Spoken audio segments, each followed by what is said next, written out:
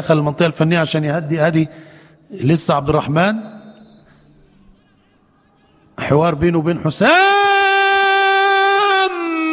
والهدف الاول عبد الظاهر. يقول لك لا، بالسيد حمدي لوحده عنده هدفين، انا كمان ارفع رصيد الهدفين 2 لاحمد عبد الظاهر. انما النتيجه اجمالا حتى الان هدف اول قص شريط التهديف في هذا اللقاء للنادي الاهلي من ضربه حره اعترض عليها حسام. وما زال في حوار هنا في المنطقه الفنيه، بنتكلم مع الدقيقه 26 احمد عبد الظاهر يتقدم للنادي الاهلي بهدف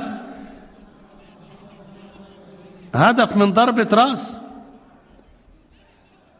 في الدقيقة 26. هدف جميل من الكرة الحلوة اللي ملعوبة، إنما اللاعب سامح العيدروس كان بيتكلم. وهنا كله ادي احمد شديد يناوي، يا سلام يا ولد، جميله جميله جميله. والتاني بشكل حلو قوي مقابل وطالع ورايح بيقول له تمام يا ناوي، تمام يا جديد. ملعوبه حلوه قوي قوي قوي قوي. والراجل من وضع الحركه كده يا دوب ارتقى وحرك الكوره على يمين او